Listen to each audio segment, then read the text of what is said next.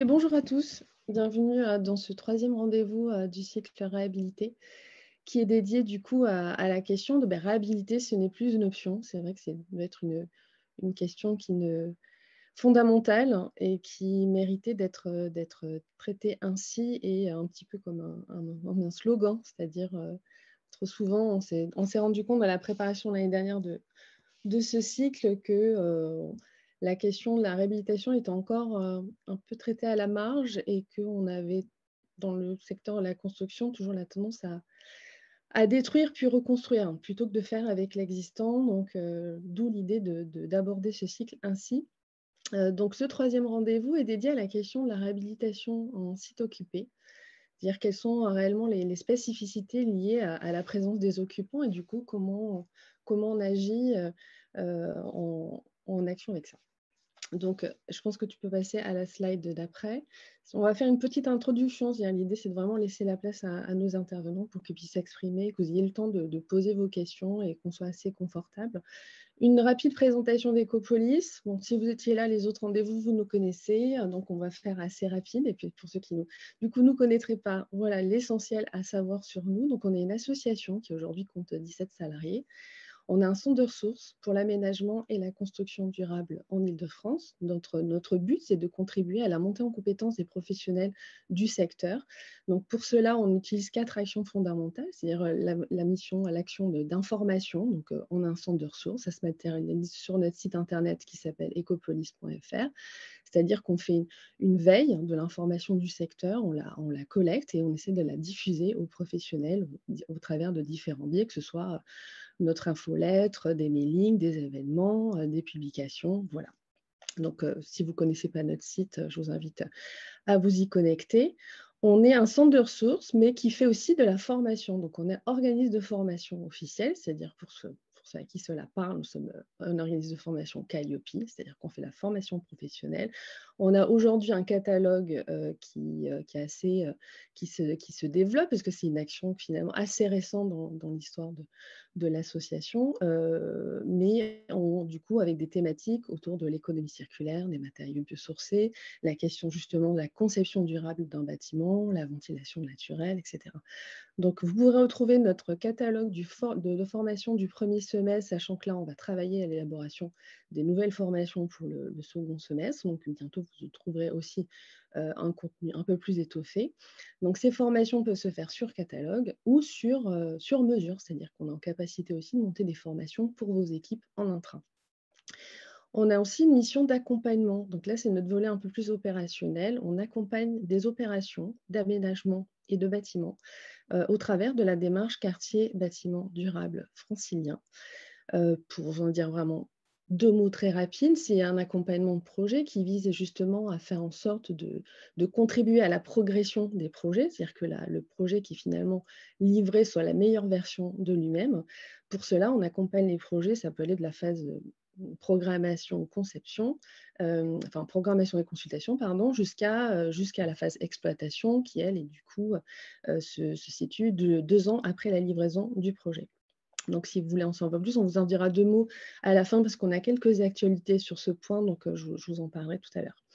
Et bon, la quatrième mission qui est assez transversale finalement, c'est l'animation du réseau francilien. C'est au travers de toutes les actions qu'on peut porter, on essaie aussi d'animer tout le réseau des acteurs et on organise notamment donc des événements, des rencontres, des visites, ça vous êtes plus ou moins au courant, et aussi des groupes de travail qui nous permettent d'évoluer, d'élaborer nos programmes d'action, notamment justement le rendez-vous de ce matin, donc le cycle réhabilité a fait l'objet de groupes de travail qui nous ont permis d'orienter les thématiques à aborder.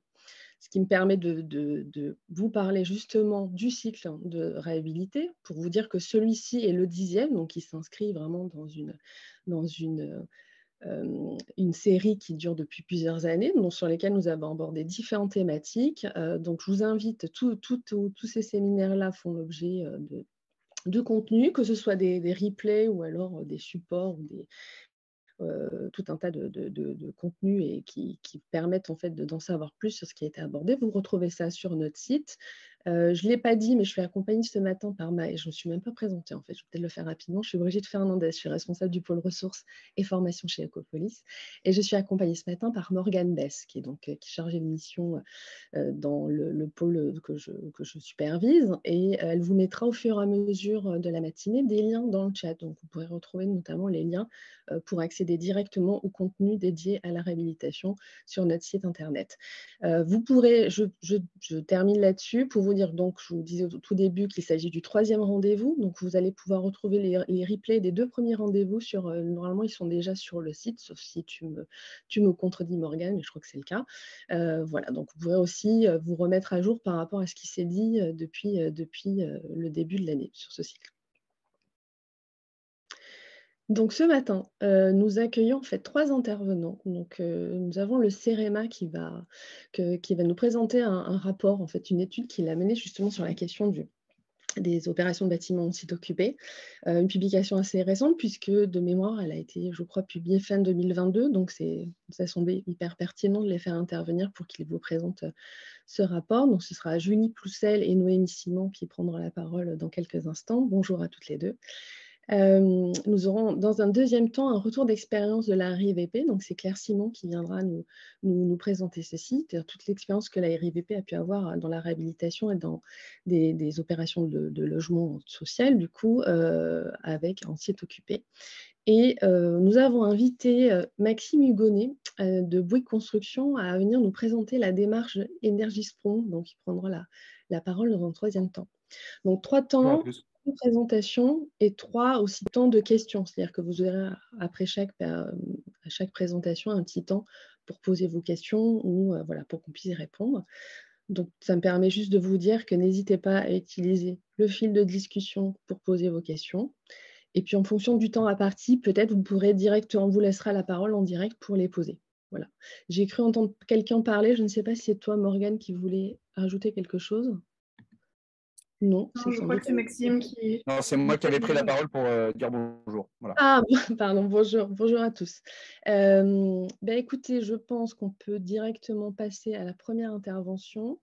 Restez bien jusqu'à la fin parce qu'on vous parlera de nos actualités, des événements à venir qui pourraient vous intéresser.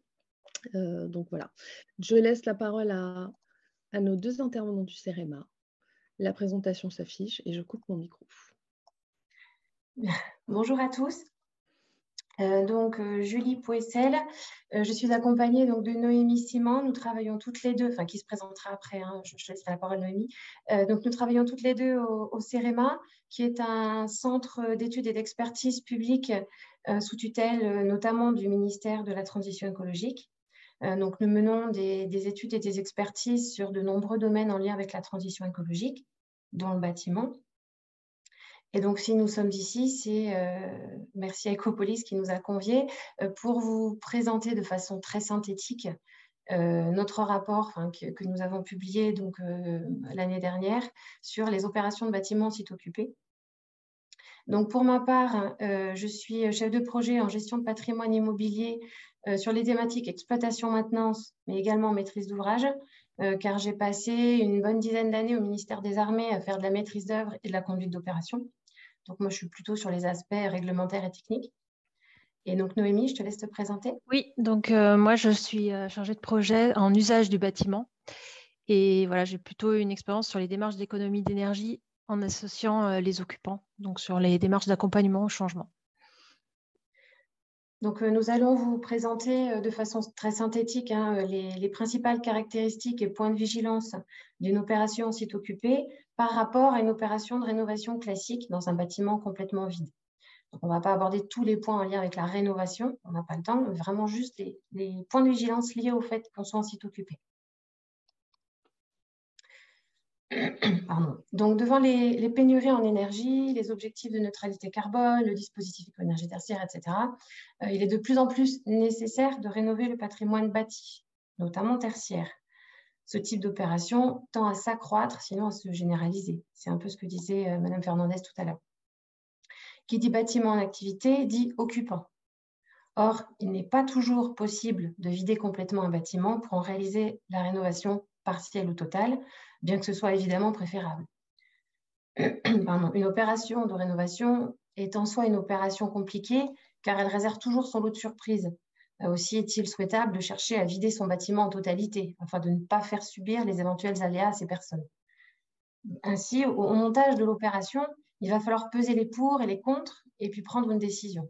Et du moment où il sera prévu que des occupants restent dans une zone du bâtiment au moment du chantier, alors on sera vraiment dans le cas d'une opération qu'on pourrait appeler en site dit occupé. C'est une orientation à prendre dès le démarrage de l'opération. Alors, voilà, notre approche, c'est de manière générale de considérer que le bâtiment, c'est un système dans lequel interagissent 3 entités. Donc, des espaces, c'est des équipements techniques du bâti, des acteurs, donc c'est à la fois des occupants, des personnes qui travaillent dans le bâtiment, ou alors des usagers du public qui viennent chercher un service, par exemple. Et puis, ces occupants, ils vont exercer un métier, des métiers, donc on appelle ça des fonctions. Et pour qu'un organisme, quel qu'il soit, que ce soit une école ou un bâtiment de bureau ou autre, fonctionne bien, il faut que ces 3 éléments, acteurs, espace et fonction, soient bien en adéquation. Et lorsqu'on va intervenir dans un bâtiment, lorsqu'on vient faire des travaux, et encore plus si on est en site occupé, il faut prendre en compte tous ces aspects. Et on voit bien qu'ils ne sont pas uniquement des aspects techniques. Donc, lorsqu'on pense travaux en site occupé, généralement, on pense à la phase chantier, aux travaux. Mais en réalité, comme dans toute opération de bâtiment, a fortiori de rénovation, tout va se jouer au programme, puis en conception. Tout aléa de chantier, en réalité, sera issu d'un oubli, d'un raté dans les phases antérieures. Aussi, faut-il anticiper au maximum toutes les démarches, les diagnostics, les réflexions dès la phase programme de l'opération afin de donner des consignes claires, des orientations fermes au maître d'œuvre, notamment concernant la prise en compte des occupants. La conception du projet, puis la mise en œuvre des travaux ne seront qu'une déclinaison en fait de tous les aspects qui ont été décidés au programme. Alors, il ne sera pas possible de tout déterminer avec précision dans le programme, mais il faudra encore affiner, caler les choses au moment des avant-projets. Mais toutes les grandes orientations, tout ce que l'on va imposer quelque part au maître d'œuvre doit être présent au programme. Alors, nous allons voir les principaux enjeux qui distinguent une rénovation en site occupé d'une opération classique. La présence voisine de personnes oblige à la plus grande prudence et au maintien de leur sécurité tout au long du futur chantier. C'est l'enjeu numéro 1. Alors, pour rappeler les enjeux, effectivement, le maintien permanent de la sécurité, il ne faut pas oublier que, j'enfonce des portes ouvertes quelque part, mais le chemin le plus court pour aller d'un point A à un point B, c'est la ligne droite. Donc, il faudra bien étudier les cheminements périphériques au chantier, d'autant plus les sécuriser les accès pour qu'aucun occupant ou tiers ne puisse accéder à la zone de chantier. C'est du vécu, hein. On me l'a déjà fait, hein, d'aller d'un bout à l'autre du bâtiment en coupant le polyane. Après tout, il me gêne, je passe. Oui, sauf que quand c'est une zone amiantée, en désamiantage, c'est embêtant. Donc voilà, bien prévoir tous ces aspects, de sécuriser les accès au chantier.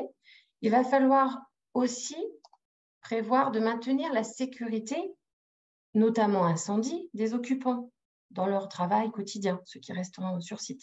En effet, les cheminements intérieurs seront bousculés par le chantier.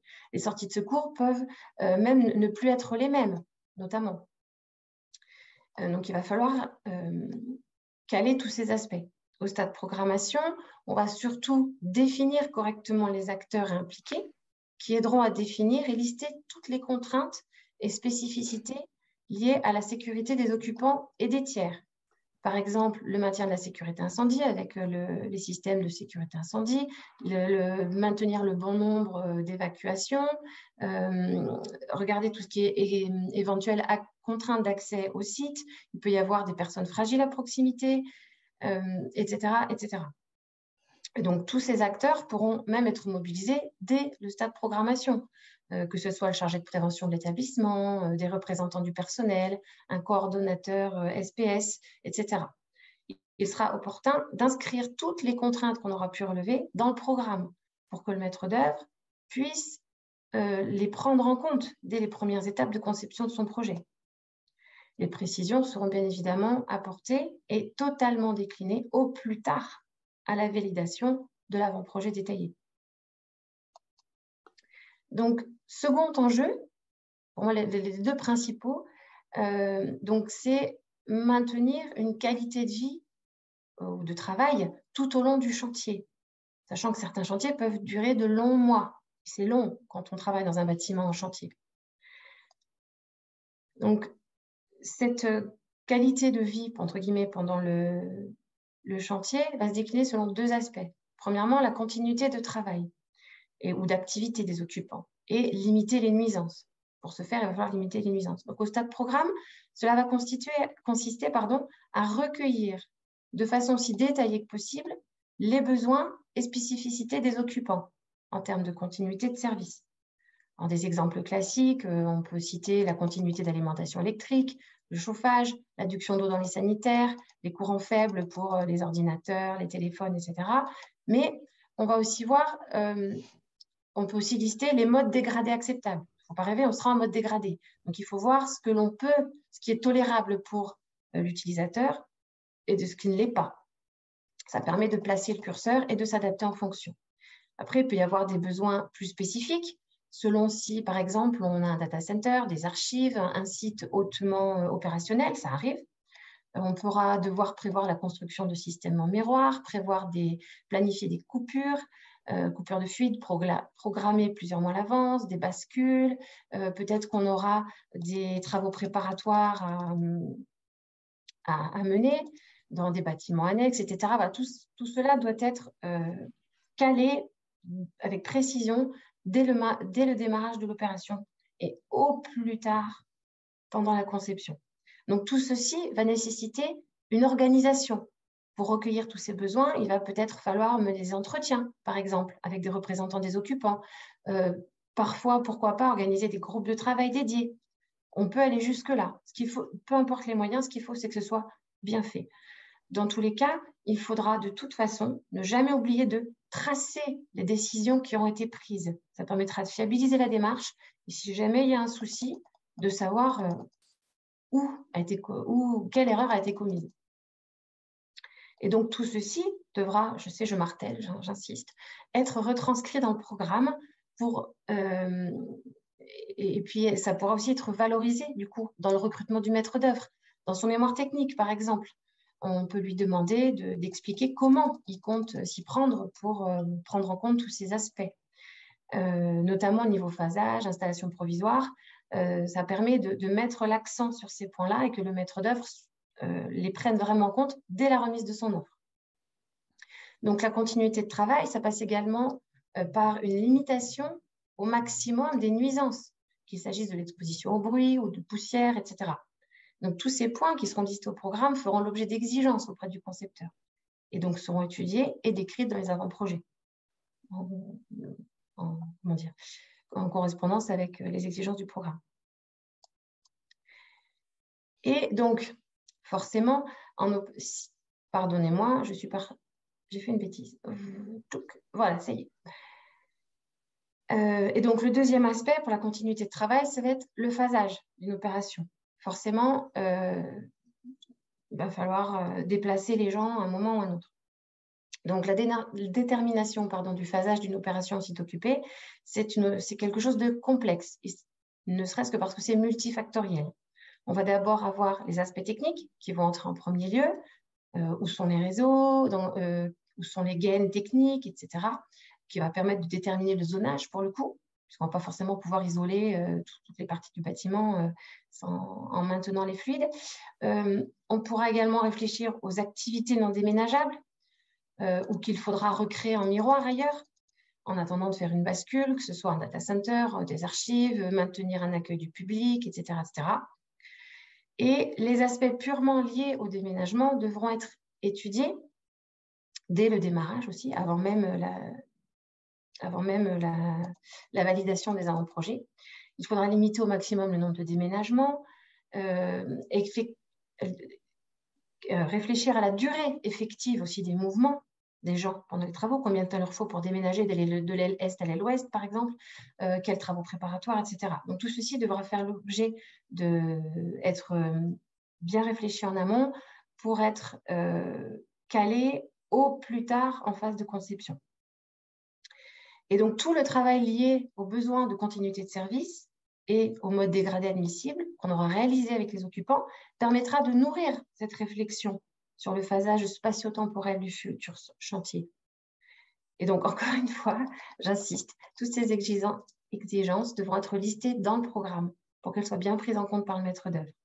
Et comme tout cela aura des conséquences sur la durée prévisionnelle de l'opération, ça aura des conséquences sur le coût du chantier et le travail de suivi par le maître d'œuvre et donc sur sa rémunération. D'où l'importance de le faire bien en amont, même si ça doit être tous les aspects pratico-pratiques seront calés et parfaitement organisés un peu plus tard.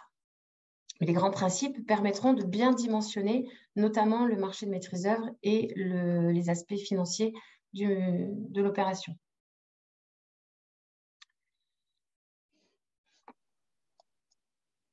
Alors, les points de vigilance, on a vu les enjeux, vraiment les deux principaux, il y en a d'autres, on va dire que ce sont vraiment les plus cruciaux. Voici les principaux points de vigilance. Donc, comme on l'a vu, du fait de la présence de personnes à proximité immédiate pouvant subir de plein fouet les aléas du chantier, la vigilance doit être accrue et le moindre détail pris en compte. Rien ne doit être oublié. C'est une opération de rénovation, mais avec un enjeu humain supplémentaire. Pour une rénovation classique, il est impératif de mener des diagnostics poussés en relation avec les travaux envisagés pour parer au maximum les imprévus. Ça, c'est du classique. Les coûts, les délais supplémentaires, ça peut aussi entraîner des risques pour la santé des occupants, un péril financier pour les entreprises, c'est déjà vu. Donc, il faut absolument limiter au maximum les surprises, qui ne manqueront pas d'arriver de toute façon. Mais il va falloir également adapter les pièces marché, qui ne devront pas être des copier-coller. On en trouve encore beaucoup trop dans les pièces techniques et administratives des marchés. Une rénovation, par définition, est une opération sur mesure. Donc, il faut que les marchés en soient le reflet et qu'ils soient du sur-mesure également. Notamment, avant les marchés de travaux, mais en tout cas en premier lieu, le marché de maîtrise d'œuvre qui doit être adapté aux conditions réelles de l'opération. Tout à l'heure, je disais qu'il serait bien par exemple, de valoriser dans le recrutement du maître d'œuvre toute la prise en compte du site occupé. Eh ben, il faut que ça apparaisse dans le règlement de consultation, dans les critères de notation, dans les exigences particulières. Si on veut que ce soit valorisé, il faut le mettre dans le règlement de consultation et les critères de notation. Donc, d'où l'intérêt que ce soit vraiment du sur-mesure. Dans les pièces administratives, il ne faudra pas oublier tout ce qui est lié au délai, puisqu'il va y avoir un phasage, les affermissements de tranches qui devront être précisés, etc. Et enfin, la gouvernance de l'opération, à ne pas oublier. De façon générale, l'organisation de la maîtrise d'ouvrage est la première clé de réussite de toute opération de bâtiment, a fortiori en site occupé. Il ne faut pas négliger ce point. En phase montage puis programme, on va lister les acteurs nécessaires dans les grandes lignes. Tous ne seront pas forcément à recruter tout de suite, mais de toute façon, il faudra qu'ils aient rejoint l'équipe au plus tard à l'APS. Après, ce sera trop tard, on perdra du temps, voire même on aura raté des choses et ça peut même être contre-productif. Donc, il faudra au cas par cas mener une réflexion même sur la stratégie de recrutement. Est-ce qu'on a les gens en interne? Est-ce qu'il faut recruter? Si oui, est-ce qu'il faut passer des marchés? À quel moment? Et une contractualisation, ça ne se fait pas comme ça. Il y a des délais, donc il faudra les anticiper. D'où l'intérêt d'avoir établi quelque part son calendrier de contractualisation des différents intervenants extérieurs. Et c'est au montage également que l'on choisira le mode de prise en compte des occupants. Et donc, je vais laisser la parole à Noémie qui va vous parler de ça. Voilà, merci. Donc, on va à présent revenir sur la question des occupants. Avec cette question, est-ce que la présence d'occupants constitue-t-elle une difficulté, une complication ou une richesse? Alors, bien sûr, la réponse, c'est un peu les deux. Alors, on va d'abord, c'est d'abord une difficulté pour les intervenants. Donc, on l'a vu avec ce qu'a évoqué Julie auparavant, notamment les problèmes de sécurité. Mais c'est aussi une difficulté pour les occupants, car tous les travaux entraînent un changement dans les habitudes des occupants. Donc, j'ai mis en couleur le mot changement et le mot habitude parce qu'ils sont vraiment importants. Ce qu'il faut voir, c'est que le mot habitude ne doit pas être compris de manière péjorative, comme on le comprend souvent. Les habitudes, ça permet une meilleure efficacité dans son travail, ça permet de gagner du temps, parce que le cerveau, finalement, se met en mode automatique. Et donc, un changement dans les habitudes de l'occupant, ça va demander à sa façon à son cerveau une adaptation. Et cette adaptation va lui demander un effort. Et c'est pour ça qu'on observe une résistance au changement. Donc, le changement qu'on va apporter avec des travaux dans le quotidien des gens doit vraiment être pris en compte. Il faut vraiment se rendre compte que ça demande un vrai effort pour l'occupant. Et donc, en conséquence, ça demande de la part du chef de projet d'avoir d'autres compétences que ces seules compétences techniques qui sont, on l'a vu, très importantes. Mais c'est aussi des compétences en termes de savoir-être dans l'écoute, dans l'empathie, des compétences en accompagnement du changement. Donc, on peut se former, mais aussi on peut se faire accompagner par exemple, des assistants, ce qu'on appelle des assistants à maîtrise d'usage, dont j'ai mis une petite illustration sur la diapo. Il faut aussi avoir des compétences en communication pour que celle-ci soit régulière, elle soit lisible, cohérente, qu'elle permette de réduire un peu le stress des occupants par rapport à ces travaux.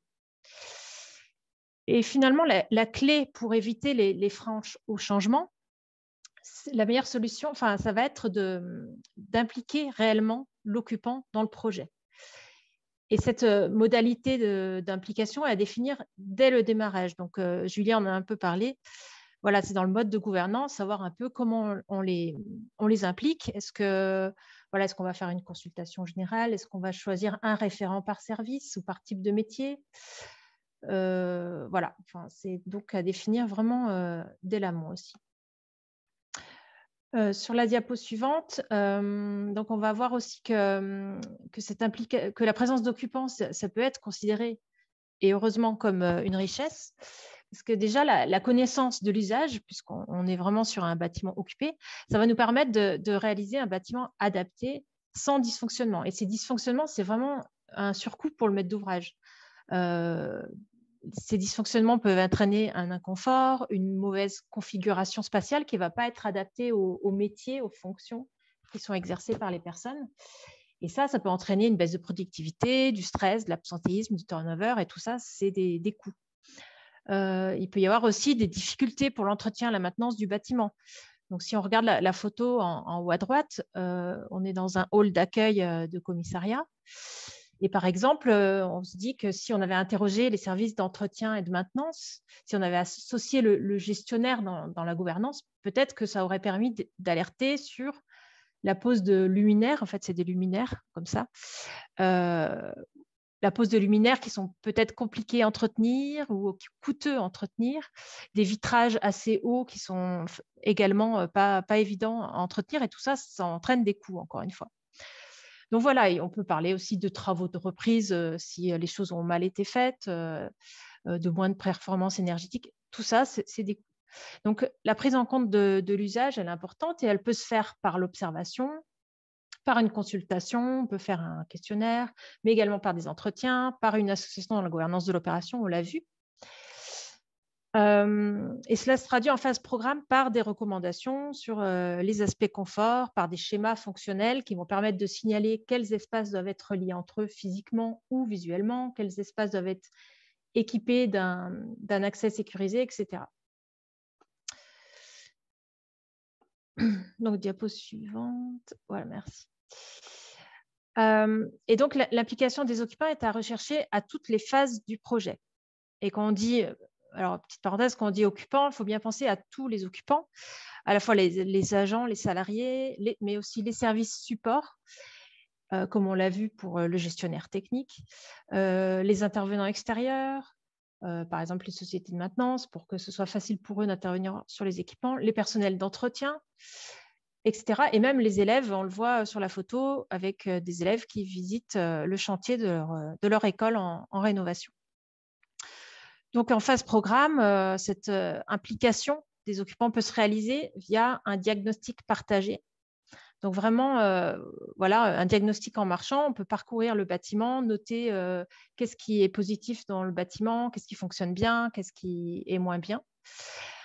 En phase conception, l'implication des occupants là aura pour objectif d'enrichir le projet. Donc, peut-être qu'on peut réaliser des visites de bâtiments similaires. On peut montrer des photos de nouveaux aménagements pour ouvrir l'esprit finalement du maître d'ouvrage et des occupants sur d'autres aménagements. On peut également récolter les avis sur les solutions avec des maquettes. Ça peut être, autrefois, c'était des maquettes physiques. Et maintenant, avec les maquettes numériques, ça peut être assez intéressant avec des lunettes qui permettent la 3D, etc. Et puis, il faudra bien sûr expliquer, si on suscite beaucoup d'idées de la part des occupants, si on les consulte, il faudra bien sûr expliquer pourquoi certaines idées n'auront pas pu être retenues. Donc, en phase de travaux, on aura par exemple les visites de chantier qui sont aussi importantes pour faire un peu accepter quelque part certaines difficultés. Et puis, en phase de livraison, réintégration dans les lieux, là aussi, c'est très important. Il faudra prévoir une explication, voire un accompagnement à l'utilisation des nouveaux espaces, des nouveaux équipements. Alors, à minima, on peut rédiger des notices, faire un livret d'accueil, mais rien ne vaut finalement l'accompagnement humain avec des démonstrations in situ. Par exemple, si on change d'équipement de chauffage, on peut vraiment montrer sur l'appareil comment ça fonctionne plutôt que donner une notice.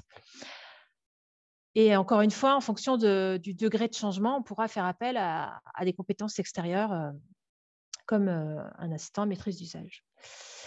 On pourra également prévoir le suivi et l'évaluation auprès des occupants des nouveaux aménagements pour prévoir éventuellement des ajustements s'ils sont nécessaires.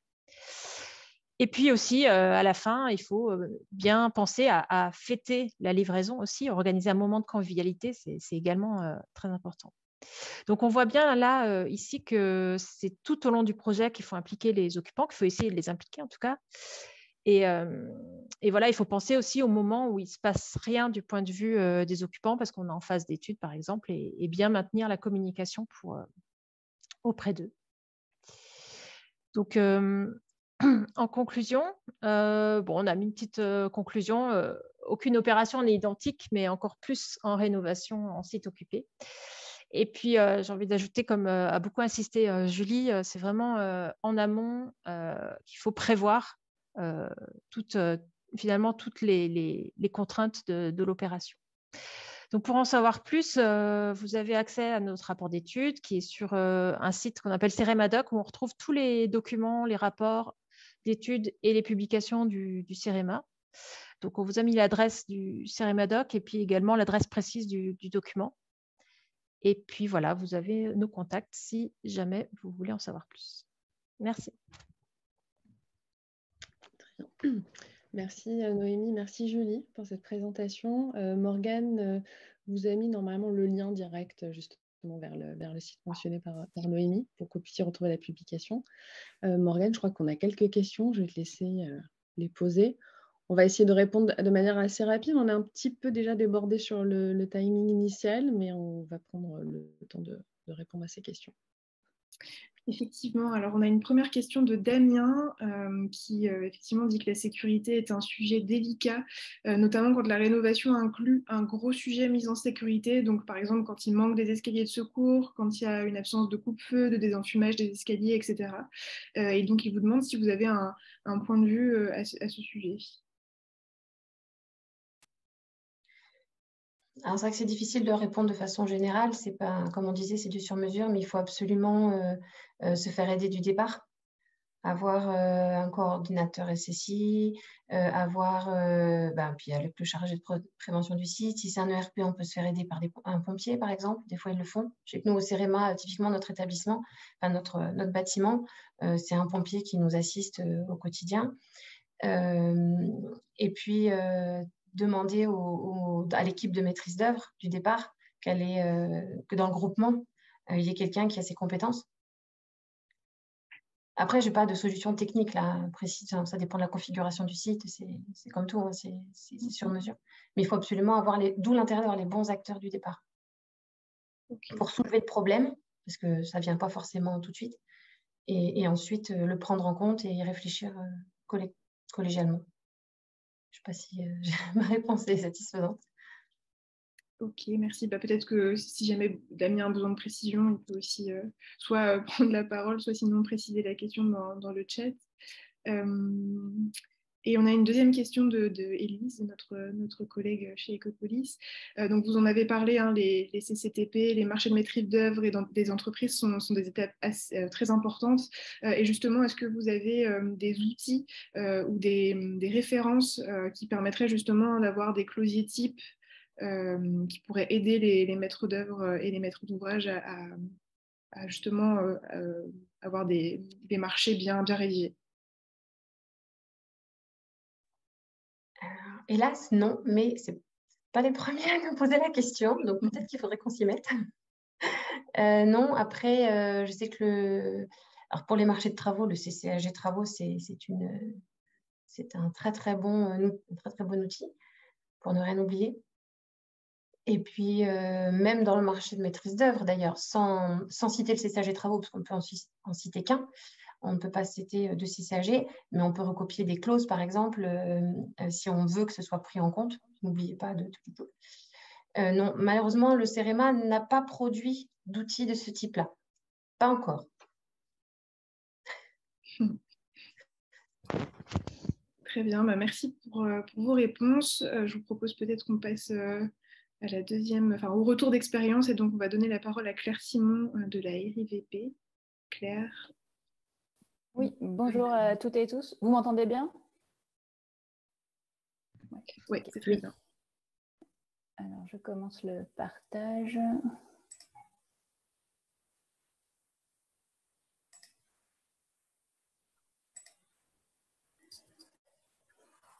Voilà, je pense que la présentation est affichée, c'est bon? Oui, c'est bon. Ouais, merci.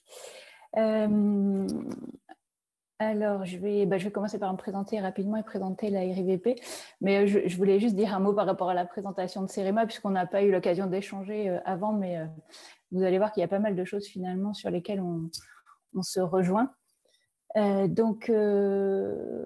je travaille à la RIVP, donc je suis responsable d'une équipe qui gère uniquement des réhabilitations thermiques en milieu occupé, qu'on appelle, nous on a l'habitude de les appeler réhabilitation plan climat, donc voilà, je pense que j'utiliserai ce jargon. Et donc je travaille dans le logement social depuis 2004, dans la rénovation de logements sociaux depuis 2009, et en 2015, j'ai mis en place l'équipe dédiée à la RIVP sur ces sujets, puisque le volume d'opérations à traiter ne faisait que croître. Voilà, donc on va commencer par une petite présentation de la RIVP. Ensuite, j'ai un premier volet qui est sur l'évolution des enjeux techniques, architecturaux et environnementaux. Après, la présentation de quelques cas d'école, parce que c'est toujours bien de partir d'exemples concrets, puis je crois que c'était le but de ma présence ici. Et enfin, un dernier volet où là aussi je rejoins un peu les conclusions du CEREMA sur l'importance de la communication et de la pédagogie sur ce type d'opération.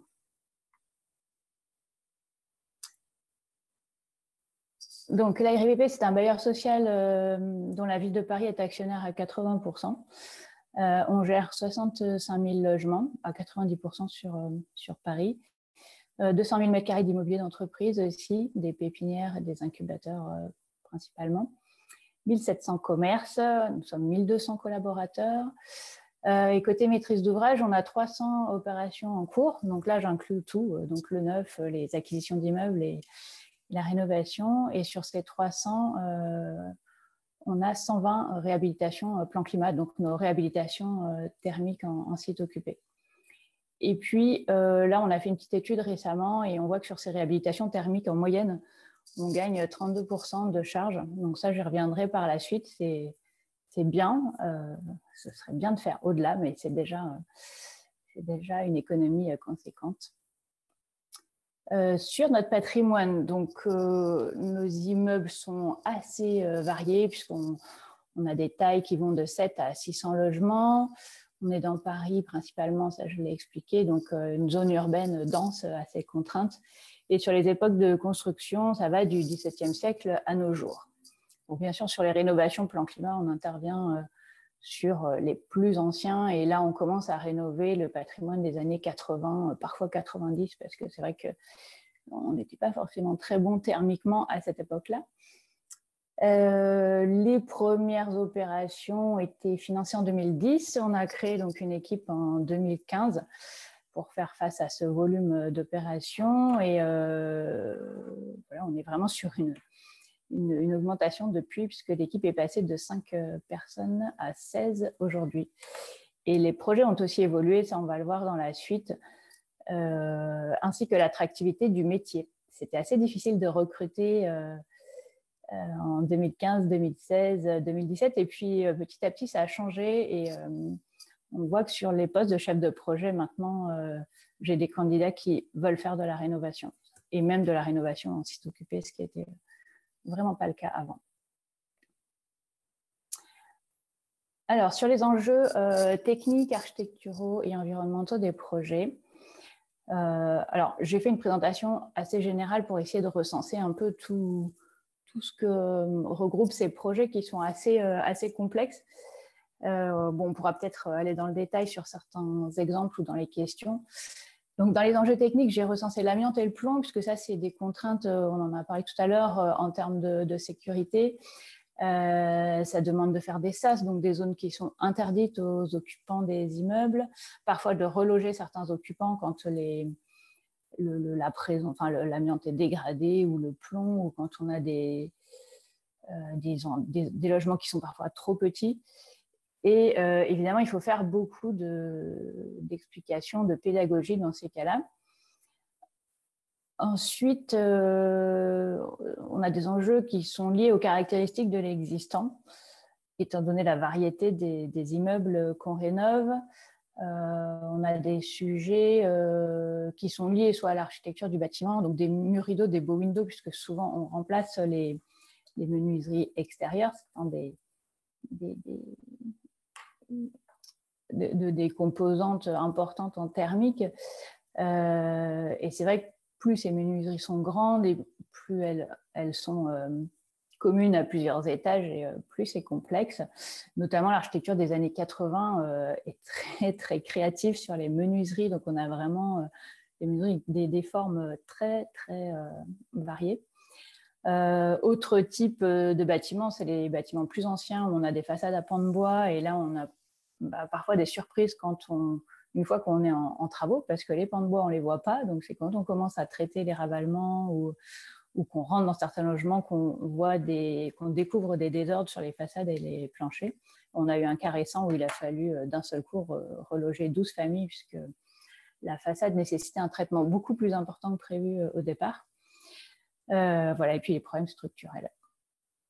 Autre sujet technique, l'entretien et la maintenance. Ça aussi, c'est vrai que un bailleur social, il gère son patrimoine, hein, il l'entretient avec une vision à long terme. Et donc, on a remarqué, notamment sur les installations d'eau chaude solaire ou de photovoltaïque qui ont été installées il y a déjà pas mal d'années, que souvent, il y avait parfois eu des problèmes de conception ou de mise en œuvre, mais on a aussi des difficultés de maintenance parce que ce sont des équipements qui ne sont pas forcément très courants, même si ça ne date pas d'hier. Et finalement, la difficulté de maintenance fait qu'on perd complètement le bénéfice qui était attendu de l'équipement au départ. Et l'autre aspect de ces sujets-là, c'est que, étant donné qu'on va faire une rénovation thermique, donc pour baisser les charges énergétiques, l'enjeu est d'éviter d'alourdir les charges sur les sujets de maintenance. Donc, il y a vraiment cette recherche qui est de travailler plutôt sur l'inertie du bâtiment, donc une bonne isolation, des bonnes menuiseries, et rester sur des systèmes assez simples. Alors, moi, je parle vraiment de logement, hein, je ne l'ai pas précisé au début, puisque l'intervention d'avant, on était pas mal sur des sites de bureaux. Nous, c'est exclusivement du logement. Pour l'instant, on va bientôt rénover quelques sites de bureaux, mais là, l'expérience que je retrace ici, elle est sur l'habitat. Alors, autres enjeux qui sont qui peuvent être liés au précédent, mais que j'ai classés plus sur les thématiques architecture et usage. Donc sur l'architecture, il y a des aspects réglementaires ou juridiques, puisque les problèmes techniques, j'en ai un peu parlé tout à l'heure. Donc, il y a la notion de bâtiments qui peuvent être inscrits ou classés. On n'en a pas énormément, mais on en a quelques-uns sur lesquels on doit vraiment conserver des éléments type des vieilles menuiseries. Alors, c'est faisable d'améliorer leur performance thermique, mais ça demande un peu plus de temps et un peu plus d'argent. Les architectes des bâtiments de France, qui ont leur rôle de préservation du patrimoine et avec lequel le dialogue pour à la fois préserver ce patrimoine et améliorer les performances thermiques est variable selon les secteurs. Les droits d'auteur de l'architecte d'origine, ça c'est quelque chose auquel on est assez sensible puisqu'on a pas mal de... sur les bâtiments les plus récents, les architectes sont encore en vie et parfois encore en activité, donc on les informe quand on va intervenir sur leur bâtiment. Donc, il y a une concertation parfois aussi, avec les habitants, mais parfois aussi avec l'architecte d'origine. Et voilà. Et enfin, dernier point sur les usages, j'ai relevé quelques exemples un peu parlants qui sont le clair de vitrage, puisque quand on remplace les menuiseries, parfois on épaissit ou alors on intervient en rénovation, c'est-à-dire qu'on garde le bâti existant et on vient remettre une menuiserie à l'intérieur, donc on peut perdre un peu de surface vitrée, donc de luminosité. Il y a le sujet des occultations, donc des volets qui doivent être aussi, là aussi, ne pas trop réduire le clair de vitrage et puis être facile à manipuler, à entretenir. Les espaces extérieurs, parce que ça, c'est un sujet qui a pas mal évolué. Dans le logement social, les espaces extérieurs, avant, c'était juste décoratif et il ne fallait pas y aller parce que ça a créé des problèmes d'entretien, de troubles de jouissance, etc. Et puis là, on revient plutôt à un usage de ces espaces qui joue un rôle dans la convivialité, dans la résorption des îlots de chaleur. Donc, il y a une perception un peu différente maintenant des espaces verts. Voilà. Et les enjeux environnementaux, ça, c'est un peu le cœur du sujet. Ce que je voulais expliquer là-dedans, c'est que quand on a démarré ce type de rénovation, donc, entre 2010 et 2015, on était vraiment polarisé sur le confort d'hiver, donc sur réduire les frais de chauffage, donc ce qui était l'urgence. Mais le temps passant, on a vu que ce n'était pas forcément suffisant et que parfois ça avait même si on ne prenait pas en compte d'autres choses, notamment le confort d'été, on pouvait faire des choix qui n'étaient pas pertinents.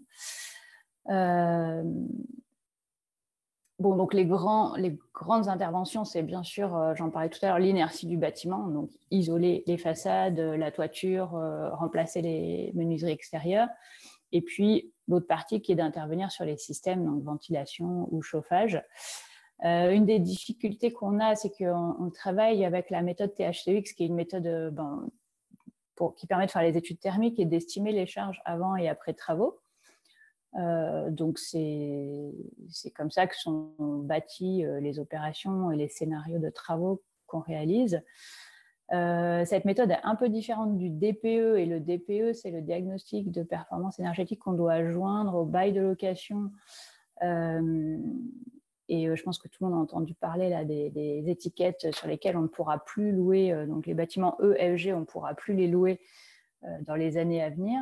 Et en fait, les résultats sont un petit peu différents. Donc, c'est vrai que nous, on a basé nos études sur les THCEX. On se rend compte que le DPE, en plus, le DPE a changé, peut être un peu différent. Donc, il faut qu'on joue vraiment là-dessus, sur ces deux méthodes. Et puis, la troisième méthode, c'est d'avoir aussi une estimation des charges réelles, parce que vis-à-vis des habitants, on leur explique que nous, on fait une prévision et on leur dit vous allez économiser 30 ou 40% de charges.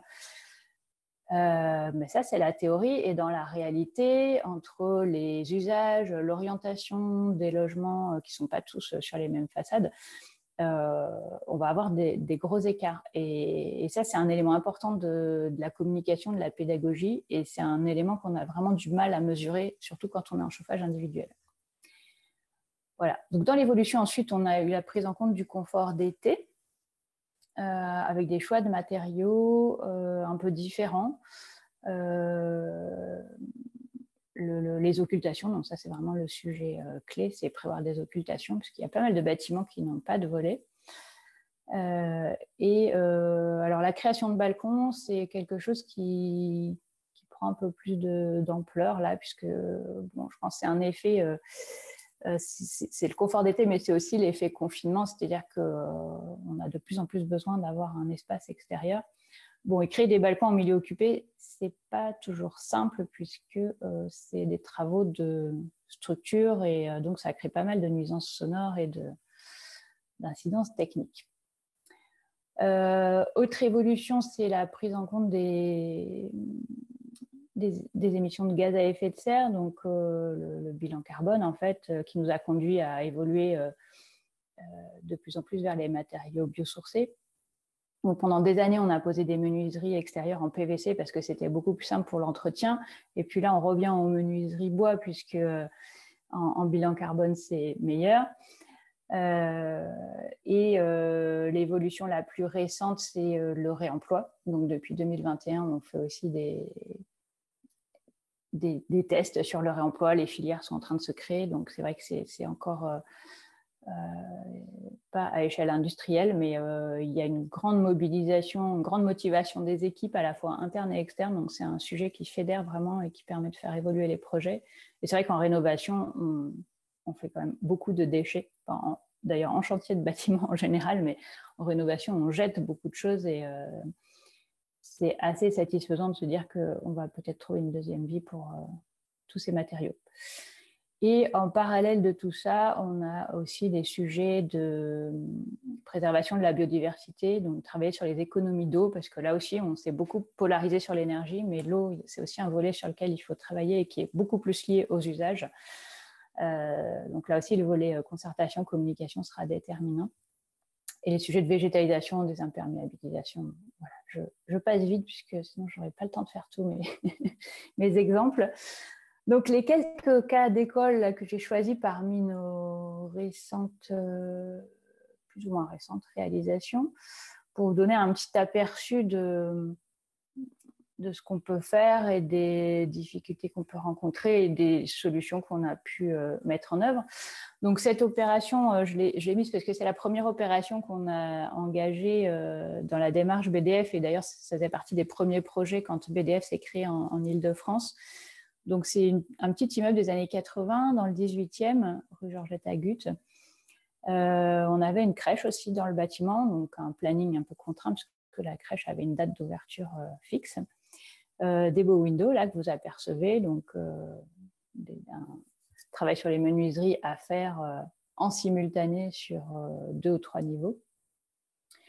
Et sur cette opération, alors là, on l'a vu de façon très, très forte, parce qu'on avait vraiment une équipe maîtrise d'œuvre et travaux qui était très impliquée.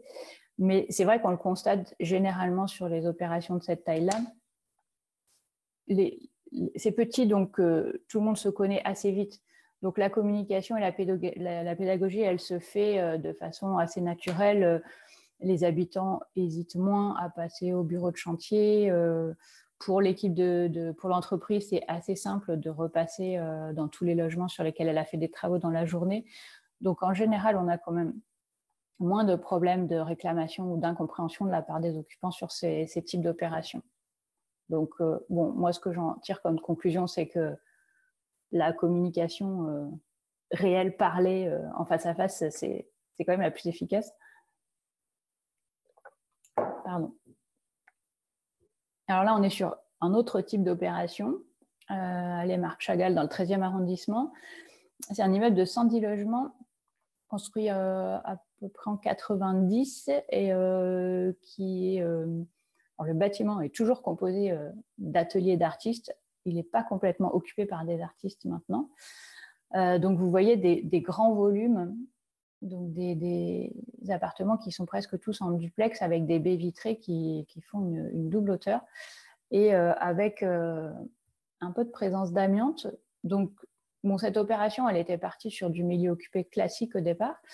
C'est-à-dire qu'on avait simplement prévu un logement, ce qu'on appelle un logement de courtoisie, c'est-à-dire un logement qui permet à des locataires d'aller se mettre au calme si jamais ils sont en télétravail ou qu'ils ont besoin de se reposer et qu'ils ne veulent pas être chez eux pendant les travaux.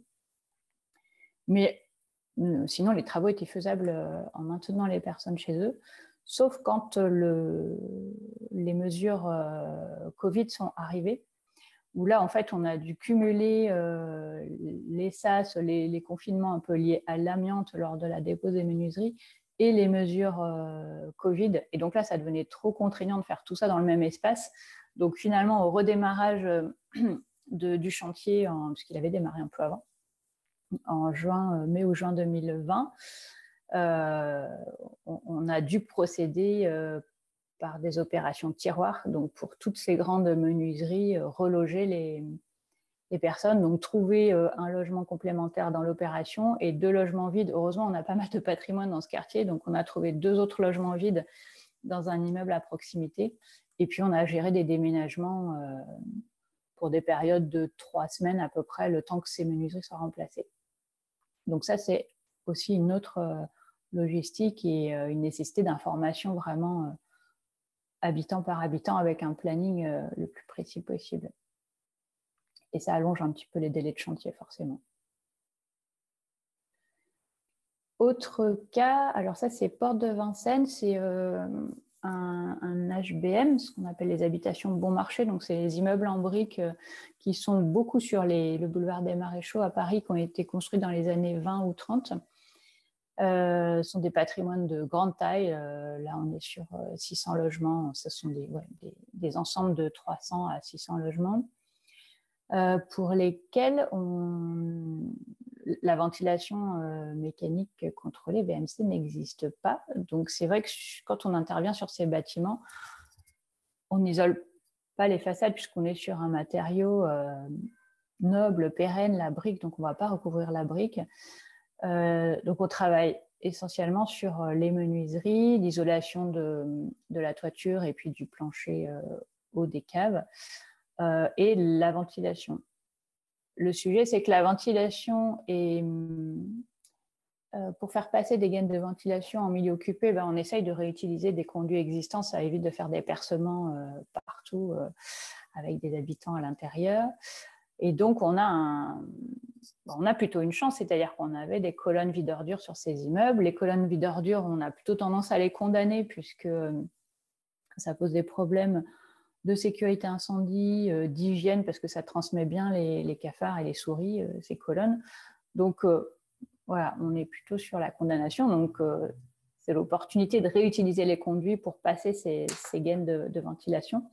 Sauf que dans les immeubles de cette époque, le vide-ordure fait partie de la surface corrigée.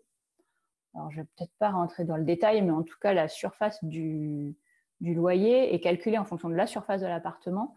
Et elle est un peu majorée en fonction des équipements du logement. Donc, s'il y avait une baignoire, un vide-ordure, ça a augmenté un peu la surface, donc le prix du loyer. Et quand on touche à cette surface, donc si on condamne des vide-ordures, il faut un vote des locataires. Et dans ce cas-là, on n'a pas eu l'autorisation des locataires. Et comme on n'avait pas d'autres solutions simples sur cet immeuble et que vraiment les menuiseries avaient des problèmes d'étanchéité à l'air et à l'eau, en concertation avec la maîtrise d'œuvre et puis les équipes de la RIVP, on a décidé de remplacer quand même ces menuiseries qui étaient en fin de vie.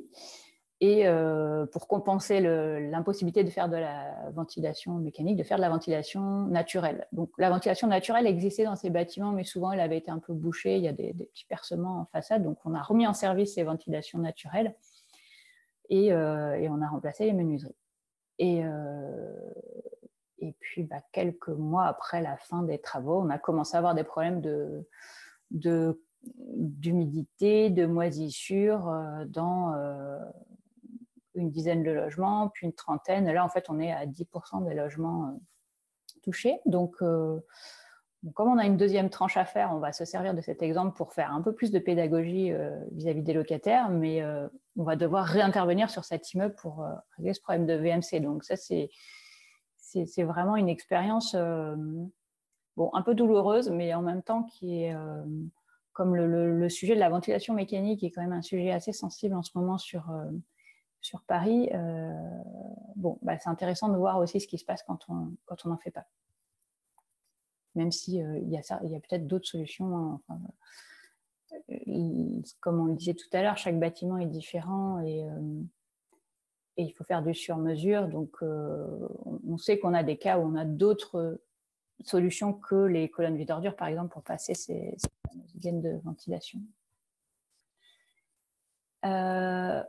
Autre exemple, assez emblématique pour nous, le village Saint-Paul. Donc, c'est un patrimoine un peu particulier qui est dans le cœur du Marais et dans le plan de sauvegarde du Marais. On a 240 logements. 240 logements et 80 commerces. Donc, c'est un ensemble de petits immeubles avec des cours intérieurs qui, l'ensemble appartient à la RIVP, mais les cours intérieurs sont à usage public, donc entretenus par la ville de Paris et ouvertes au public. Donc, dans cette opération, il y a eu 3 sujets de concertation finalement. Il y a eu les logements, les commerces et l'architecte des bâtiments de France. Donc, les logements, c'est du classique, puisque sur ces opérations, on a une charte de la réhabilitation qui nous guide un peu sur les étapes de concertation. Donc ça, c'était mis en place comme dans la plupart de nos opérations. Là, étant donné le nombre de commerces qui donnaient sur les cours, sur lesquels on faisait un gros travail de mise en accessibilité, amélioration de la biodiversité, donc il y avait vraiment une grosse reconfiguration des cours qui impliquait beaucoup les commerces, notamment ceux qui avaient des terrasses à l'intérieur. C'est vrai qu'on les avait un peu... disons qu'on a concerté un petit peu au fil de l'eau au fur et à mesure que l'architecte faisait ses études, mais on n'avait pas créé vraiment d'espace d'échange avec eux. Donc, on l'a fait en cours de route et ça a permis de bien apaiser les situations et de pouvoir mieux prendre en compte leurs attentes et de leur expliquer aussi pourquoi on faisait ces travaux. Et le troisième volet de concertation, donc, je ne l'ai pas mis dans l'ordre chronologique parce que c'est plutôt par celui-ci qu'on a commencé. Mais ça, c'est vraiment un exemple que je voulais indiquer puisque là, les échanges avec l'architecte des bâtiments de France se sont vraiment faits au bénéfice du projet. Alors, étant donné la taille du site, ça a été long, mais notre architecte et l'architecte des bâtiments de France ont passé en revue sur site, façade par façade, les façades sur rue et les façades sur cour, pour voir en fonction de leurs caractéristiques sur lesquelles on allait pouvoir installer de l'isolation, l'ITE, donc isolation thermique extérieure, ou pas. Et on a pu isoler une bonne partie, je dirais une grosse moitié des bâtiments, avec des aménagements sur à quelle nu on met les fenêtres pour recréer les mêmes épaisseurs de linteaux qu'on avait avant. Enfin, il y a eu un travail assez fin avant de pouvoir déposer et obtenir les permis de construire. Mais ça s'est fait vraiment dans un esprit de dialogue. Et donc, je voulais souligner cette opération parce qu'on en a d'autres où c'est pas comme ça. Et c'est vrai qu'à Paris, il y a vraiment encore un conflit. Hein. Enfin, nous, on est un peu entre le marteau et l'enclume, là, entre la préservation du patrimoine et la nécessité d'isoler. Et sur certaines opérations, on est coincé, on ne sait pas quoi faire. Parce qu'il y a un moment où si on ne peut rien isoler, c'est quand même vraiment difficile de faire les gains dont on a besoin à horizon 2050 pour les horizons long terme et puis même 2030 pour l'impossibilité de louer les passoires thermiques à cette échéance. Voilà, donc là, c'est vraiment une opération, ça a plutôt bien fonctionné. Ensuite, porte de Bagnolet. Donc là, on revient sur un HBM comme celui de la porte de Vincennes que je montrais tout à l'heure, sauf que celui-là est un peu particulier puisqu'il est en enduit. Il n'est pas en brique, c'est un peu l'exception. Donc, on a pu isoler les façades. Donc, c'est vrai que sur celui-là, on a un gain assez important du fait de cette isolation extérieure. Et on avait le même sujet de ventilation mécanique qu'on n'a pas pu passer dans les gaines vides ordures non plus, suite à la concertation avec les locataires, mais là, ils ont accepté qu'on recrée des gaines en faisant des percements dans les toilettes. Donc finalement, on s'est lancé dans des travaux assez lourds, puisque percement dans tous les planchers, modifier un peu les toilettes, puisque du coup, ils étaient un peu trop... Bon, on perdait de l'espace, donc il fallait changer le sens d'ouverture de porte. Donc des travaux quand même assez intrusifs. Des travaux qui ont duré très longtemps, parce qu'en plus, on a eu là aussi la période Covid, donc au lieu de 3 ans, ça a duré 4 ans. Et vraiment des périodes où les habitants ne pouvaient pas avoir accès à leur salle de bain ou leur salle d'eau ou leur toilette durant la journée. Tout était remis en service le soir, mais durant la journée, ils devaient aller dans un appartement où on leur mettait à disposition des toilettes et des sanitaires pour la journée. Donc un phasage vraiment complexe, de l'usure, parce que quand on vit dans un chantier pendant 4 ans, c'est lourd, surtout qu'on a pas mal de personnes âgées sur ces immeubles, donc ils ne sont pas au travail pendant que nous on fait nos travaux, donc vraiment ils le vivent toute la journée. Et on s'est rendu compte qu'on avait, alors ça, moi le constat je l'ai fait depuis longtemps, mais là en particulier, les réclamations à 80%, elles ne viennent pas d'un problème technique, elles viennent d'un problème d'explication ou de communication. Voilà, donc je vois Julie qui opine.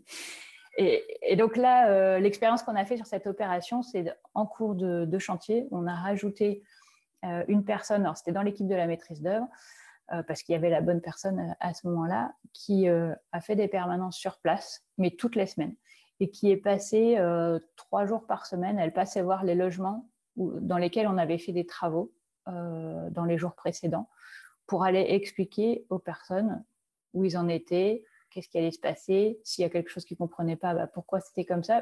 Parce qu'en fait, c'est vrai que les interventions peuvent être morcelées, puisqu'il y a il y a l'électricien qui doit intervenir, le plombier, le carreleur, le menuisier. On essaye d'optimiser, bien sûr, ces interventions, mais elles s'étalent quand même sur 2 ou 3 semaines sur chaque logement. Et on avait beaucoup de locataires qui nous appelaient ou qui nous envoyaient des photos en disant « Non, mais regardez dans quel état ils ont laissé mon logement, c'est insupportable. » Et en fait, c'est juste que ce n'était pas fini. Mais voilà, il y avait incompréhension là-dessus.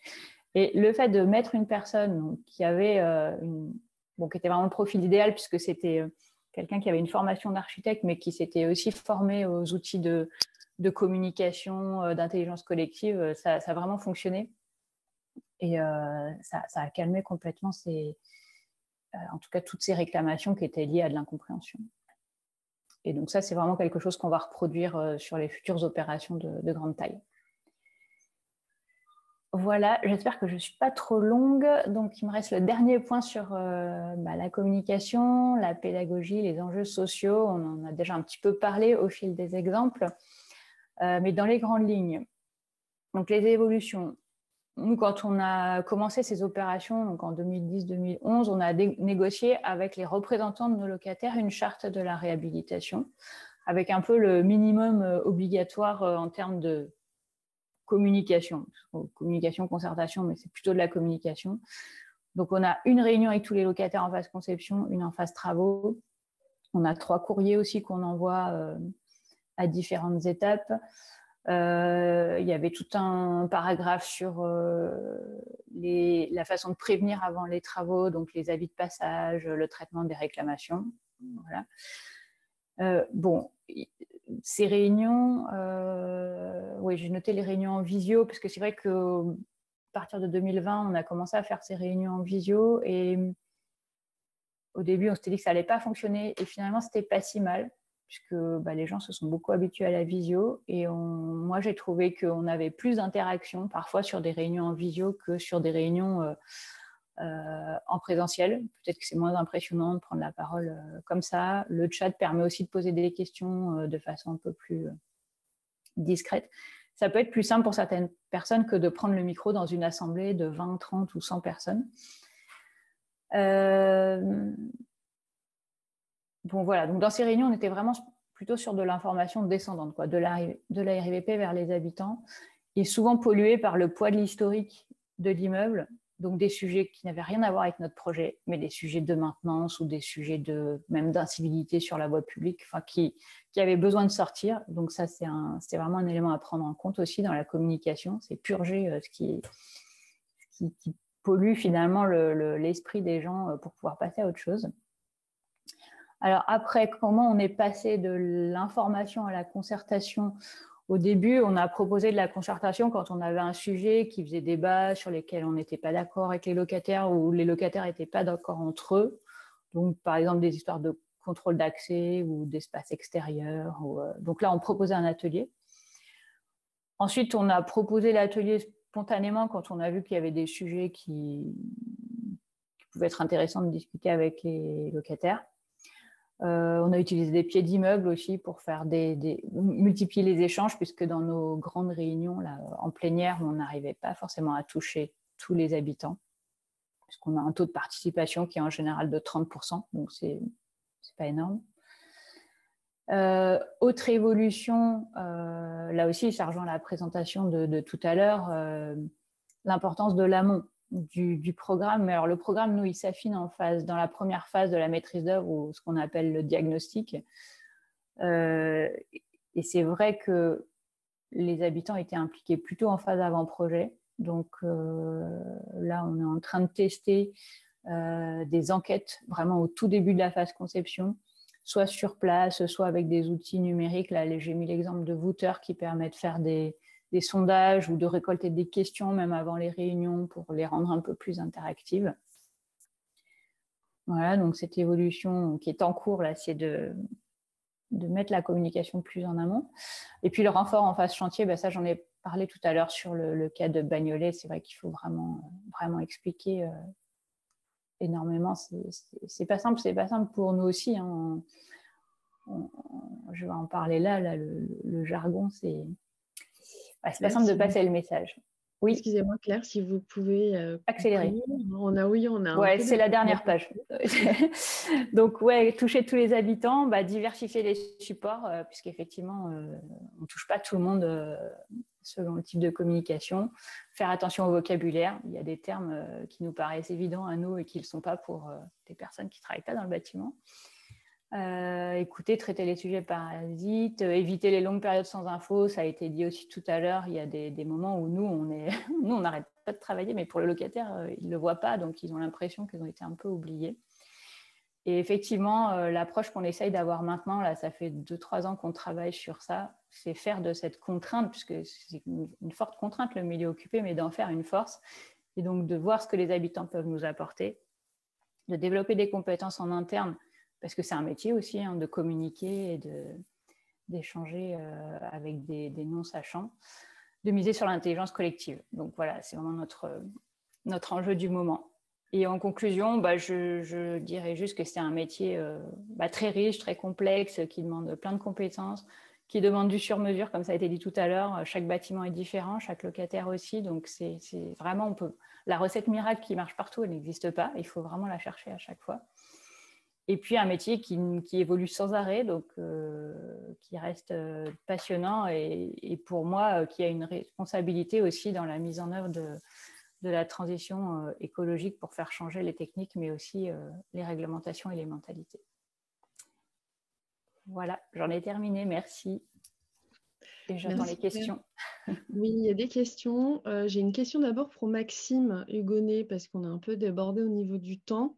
Je voulais m'assurer que si on prend une question, là, ça risque de décaler un petit peu sa présentation et son temps de fin, en fait. Donc, je voulais m'assurer.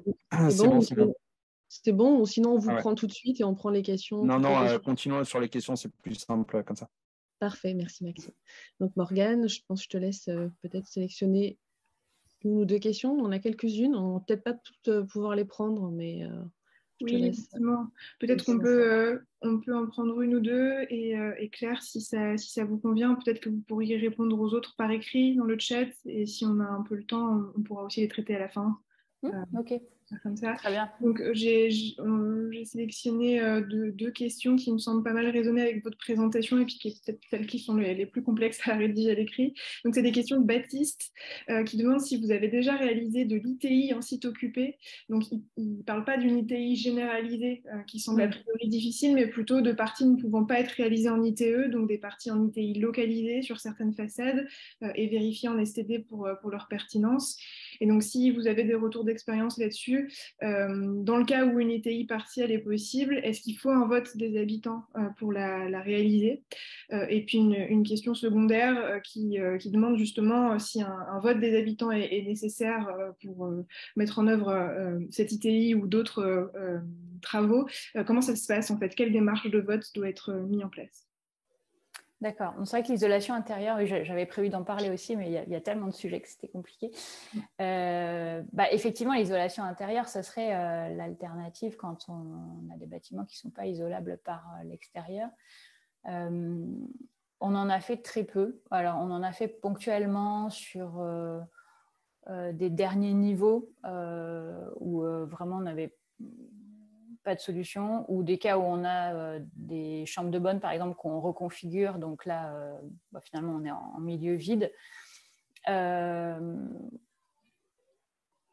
sais qu'à un moment, il y avait eu une tentative, je crois que c'était Pouget qui avait essayé de développer ça, le bureau d'études Pouget, un système d'isolation intérieure qui serait arrivé comme des modules avec la finition déjà réalisée, puisque en fait, la difficulté, c'est que si on fait une isolation intérieure, il faut débarrasser les meubles sur une certaine distance, installer l'isolation, ensuite mettre un placo, et puis ensuite faire les joints, et puis la peinture, et la deuxième couche de peinture. Voilà. Donc, c'est vraiment assez lourd comme intervention, et cette tentative, c'était d'avoir quelque chose qui arrivait avec le complexe isolant, placo, peinture, enfin un truc fini qui serait posé en une journée. Bon, nous, on n'a pas eu l'occasion de le tester, et puis donc, je n'ai pas vraiment eu de retour là-dessus. Il y avait aussi l'isolant sous vide qui permettrait de perdre moins de surface, parce que ça, c'est vrai que c'est un sujet dans des petits logements. Si on met 10 ou 20 cm d'isolant à l'intérieur, ça peut être assez compliqué. Donc, cet isolant sous vide, il faisait que quelques centimètres d'épaisseur, mais par contre, il ne fallait pas percer le mur. Donc là, c'est pareil, dans du logement, on va l'expliquer au locataire qui est en place, mais dès qu'il va y avoir un changement de locataire, on va perdre l'information et donc on va perdre les qualités de l'isolant. Donc bon, moi, c'est quand même une question que je me pose parce que c'est vrai qu'à un moment, on sera obligé de revenir à ça. Donc peut-être qu'il y aurait une procédure à mettre en place pour faire l'isolation intérieure, en fait, au fur et à mesure des changements de locataires. Voilà. Mais c'est toute une logistique en interne à mettre en place pour savoir quel logement on a traité, quel logement on n'a pas traité. Sujet à investiguer. Par rapport au vote, il n'y a pas besoin de vote, en fait, puisque là, on est sur des évolutions de surface qui peuvent rester dans la tolérance, donc le vote n'est pas nécessaire. Je ne sais pas si j'ai répondu à l'ensemble. Alors, la dernière question, c'était justement dans le cas de figure où vous aviez dû faire voter le passage des gaines de ventilation dans les colonnes vides ordures. Comment ça se passe, la mise en place du vote auprès des habitants? Alors, on fait d'abord... Enfin, c'est pas... voilà, le vote est préparé, donc la RIVP, avec la maîtrise d'œuvre, avait réalisé 2 ou 3 séances d'atelier pour expliquer le projet, l'intérêt de la ventilation avant de faire le vote, et donc expliquer pourquoi on votait. Et puis ensuite, une fois qu'on a fait ces ateliers, on fait un vote classique, c'est-à-dire qu'on envoie par courrier à chaque locataire une petite lettre d'explication, le bulletin de vote, et puis ensuite on dépouille. Et d'ailleurs,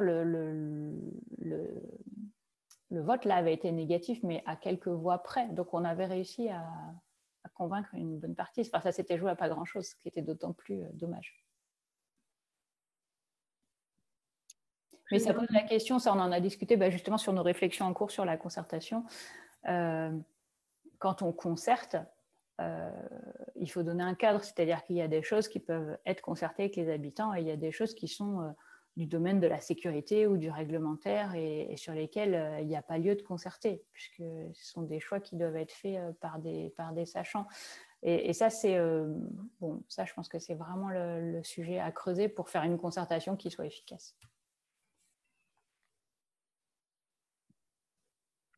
Très bien, merci beaucoup Claire pour votre présentation et puis Merci à vous. Pour cet échange. On garde les autres questions sous la main si on a un peu de temps à la fin.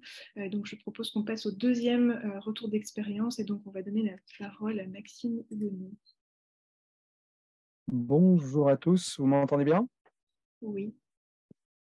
Alors Claire, peut-être qu'il faut arrêter votre partage pour laisser la place à Maxime. Merci.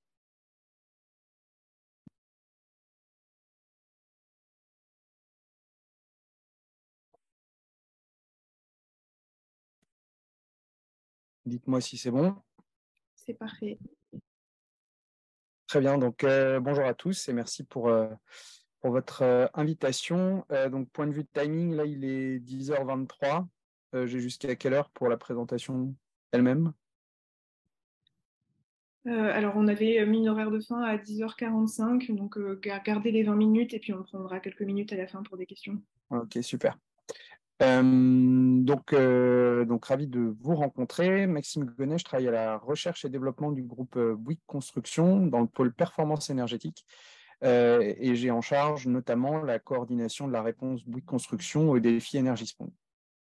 Donc pour commencer le sujet de la rénovation, sur le sujet de la rénovation en site occupé, déjà quelques chiffres qui vont compléter, je pense, les présentations précédentes, mais qui pour moi sont toujours importants de rappeler pourquoi est-ce qu'on se lève le matin et pourquoi est-ce qu'on parle de rénovation énergétique.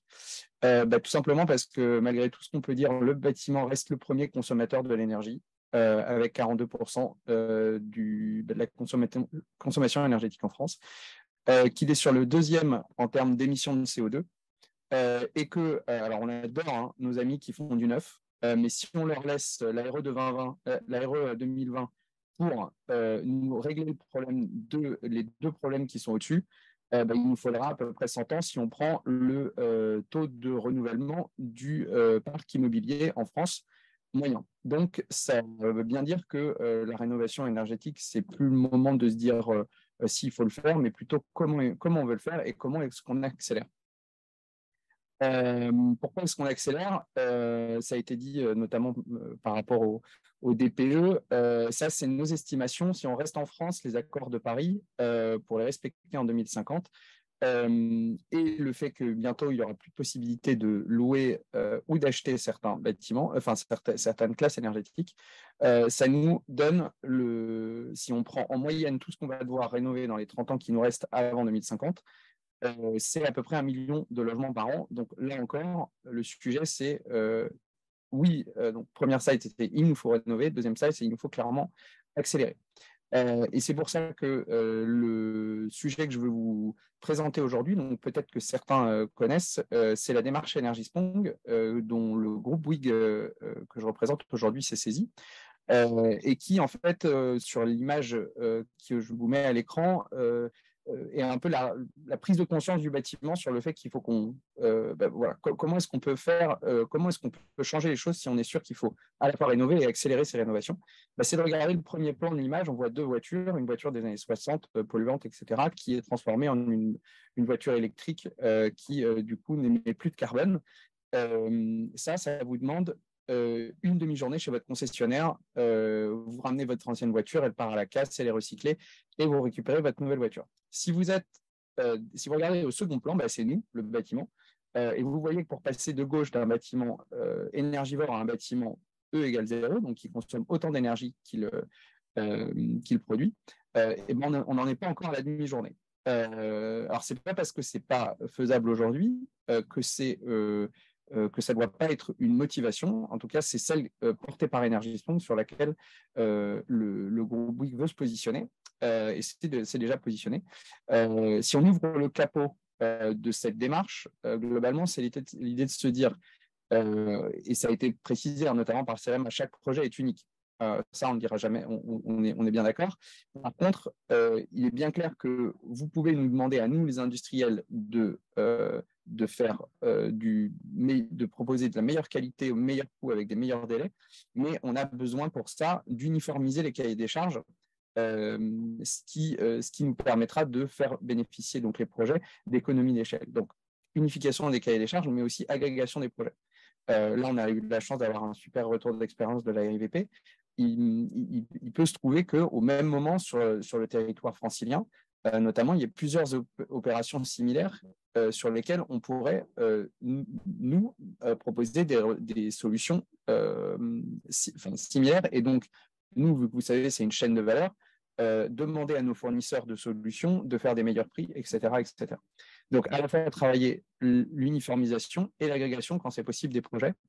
L'idée, c'est à la fois d'avoir un projet autofinancé. Donc, là, on est bien sur le concept. Je ne vous dis pas qu'on y est aujourd'hui, malheureusement, mais c'est un concept qui est là pour nous éclairer. L'idée de se dire, c'est que aujourd'hui, le surcoût d'un projet EnergySprong, donc pour passer d'un bâtiment, une classe C à une classe A avec de l'autoconsommation, c'est à peu près 30 000 € de plus. Or, si on part du principe qu'une facture énergétique, c'est 1 000 € par an, vous vous dites qu'en 30 ans, vous avez fait votre équilibre financier et je n'ai pas pris en compte l'inflation. L'autre point, c'est le fait que pour le bailleur social, en fait, aujourd'hui, il y a une valeur de son bâtiment qui lui échappe. À savoir, la facture énergétique, elle va vers l'énergéticien. Qui s'appelle Dalkia, qui s'appelle Engie, etc. Avec une rénovation extrêmement performante, le bailleur social, vu que c'est l'exemple que je prends ici, peut en réalité récupérer une partie de son, une partie, voire même la totalité, quand on est en E égale 0, pourquoi pas, de cette valeur énergétique en proposant un forfait énergie. Alors, ça a été faisable aux Pays-Bas. En France, je sais qu'on n'y est pas encore d'un point de vue réglementaire, mais voilà, l'idée, c'était que je prenne un petit peu de temps pour vous présenter le concept. Ce concept, donc, on s'en est saisi à travers un programme que je pilote qui s'appelle BISPRONG et dont je vous propose une petite vidéo qui, j'espère, fonctionnera. Dites-moi si on entend bien. BISPRONG s'articule en 5 étapes. Ça marche? Je vois les têtes qui acquiescent. Oui, c'est bon. BISPRONG s'articule en 5 étapes, comme 5 briques d'une solution parfaitement maîtrisée qui s'assemblent pour transformer des bâtiments énergivores en bâtiments pérennes à énergie positive. Première brique, les études automatisées. Cette étape de conception consiste à scanner le bâtiment en 3D. Les données sont retranscrites dans un logiciel développé par BISPRONG qui génère les études thermiques, le bilan carbone, le prix et les plans de fabrication. Deuxième brique, l'enveloppe isolante préfabriquée. Les différents composants de l'enveloppe isolante sont préfabriqués en atelier avec des partenaires locaux et constitués de matériaux biosourcés. Ces panneaux manuportables sont assemblés entre eux sur site, puis l'isolant est insufflé entre la nouvelle paroi et le mur existant. Le revêtement de façade peut être choisi parmi une large gamme de finitions. Troisième brique, le module énergétique tout en un. Comme une box Internet, ce module concentre plusieurs fonctions. Il gère et optimise la production photovoltaïque et la consommation pour le chauffage, l'eau chaude et la ventilation. Il est intégré à la façade pour être accessible par le mainteneur directement depuis l'extérieur. Quatrième brique, la toiture solaire. Une fois l'isolation du toit terminée, des panneaux photovoltaïques sont installés. L'électricité produite par ces panneaux permet de compenser la consommation énergétique du bâtiment. Cinquième brique, le monitoring. Grâce à l'interface BISPRONG, le locataire pilote sa consommation énergétique. De son côté, le mainteneur surveille le bon fonctionnement des systèmes, tandis que le bailleur a une vue en temps réel sur son patrimoine. BISPRONG est la réponse industrielle et agile face à l'urgence de rénovation énergétique. Elle combine un chantier rapide et peu intrusif, une préfabrication sur mesure avec des partenaires locaux. BISPRONG, une solution Bouygues Construction. Ouais, donc j'espère que la communication était assez bonne et que ça n'a pas trop sauté. En tout cas, donc, à travers ce petit film qui présente des briques de solutions que je vous ai remis en synthèse à l'écran à des niveaux de développement différents. D'accord. Quand vous voyez notamment la première brique et des études automatisées, aujourd'hui, c'est un plan de développement qu'on a. Aujourd'hui, toutes les dimensions qui sont présentées ne sont pas encore développées à ce jour, mais on a voilà, nos équipes qui travaillent dessus. Si on prend l'enveloppe isolante, par contre, la phase qu'on vous présente à l'écran, elle est déjà présente sur plusieurs chantiers que je vais vous présenter tout à l'heure. Le module énergie, lui, on a plusieurs prototypes. On est en train de passer en première série d'industrialisation. Je vois sur la toiture photovoltaïque, ça c'est des choses maintenant qu'on maîtrise bien. Pour reprendre le sujet dont parlait Claire, on a évidemment favorisé le photovoltaïque sur le solaire thermique, même si le solaire thermique peut paraître très attirant, mais la réalité c'est qu'on voit derrière les sinistres et les coûts de maintenance de cette solution qui aujourd'hui ne sont pas encore, on va dire, matures pour être proposées de manière massive. Or, vu le sujet de la massification, on est là-dedans. Et pour la partie maintenance, donc tout ce qui est donc, pilotage, pour nous, c'est vraiment et je le voyais aussi dans la présentation de Claire, notamment sur la complexité d'évaluer de faire la différence entre les simulations thermiques dynamiques, la méthode THTX, les DPE.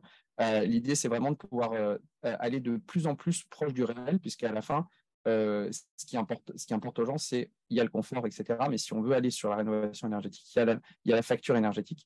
Et donc ça, c'est bel et bien un sujet sur lequel on veut pouvoir donner des moyens de suivi en permanence, sachant qu'aujourd'hui, on a la chance que à la fois le coût de la data et de tous les équipements a chuté et c'est largement amélioré depuis le temps où moi j'ai commencé mon activité sur ce sujet en 2010. Je me souviens qu'à l'époque, ça coûtait beaucoup moins cher d'envoyer quelqu'un faire un relevé manuel que maintenant où grâce aux améliorations techniques, on a possibilité de baisser le coût. Donc ça, c'est pour vous présenter le programme. Maintenant, vu qu'on est sur un partage de retour d'expérience avec Ecopolis, donc notre première référence qui est donc à Longo près d'Amiens, qui nous a prouvé, alors le coût était clairement prohibitif, mais nous a montré que technologiquement, en fait, on sait faire des logements E égale 0.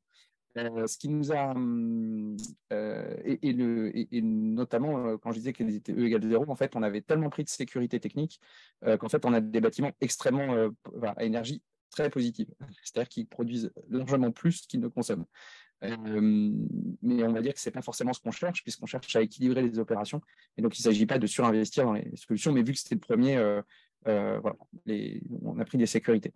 Le deuxième nous a montré qu'en fait, en coût global, on arrivait à montrer qu'en 30 ans, on avait une rénovation d'un coût global qui était moins cher que de faire des rénovations classiques itératives.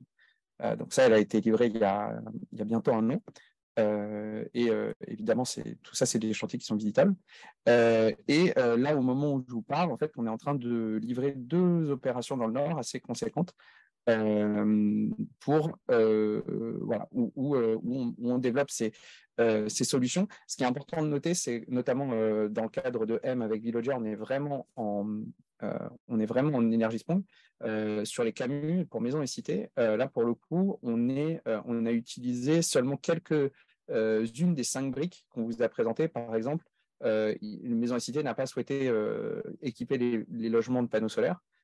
Mais par contre, on a utilisé toutes les briques d'industrialisation pour la façade préfabriquée biosourcée. Voilà. Ensuite, il y avait vu le thème de la journée, faire un petit zoom sur la relation locataire. Donc là-dessus, je vous présente un autre petit film rapide qui est une façon de présenter le métier en interne et en externe, mais j'insiste aussi, et ça, je m'inscris vraiment dans la conclusion de Claire, c'est qui a vu son métier changer et dans le bon sens. Quand moi, j'ai expliqué ce que je faisais il y a 10 ans j'avais le droit à ok, c'est intéressant. Maintenant, quand j'ose aborder le sujet à un dîner ou en soirée, etc., j'ai le droit à beaucoup plus de questions qu'il y a de ça. Et c'est mon cas en étant en la recherche et développement sur ce sujet, mais aussi pour les personnes qui sont au plus près des résidents. Donc, je vais vous mettre le petit film en espérant qu'il marche aussi bien que le précédent.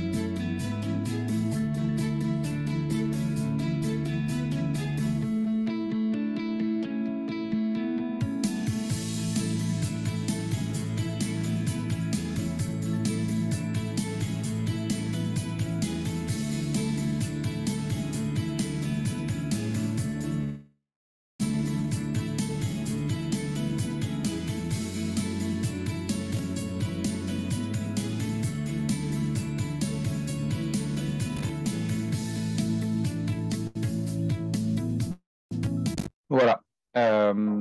Donc, en l'occurrence, pour vous présenter ce métier, donc, qui commence maintenant à être bien développé dans le groupe, on a une sorte d'académie qui s'est créée sur cette expertise, qui en est vraiment une.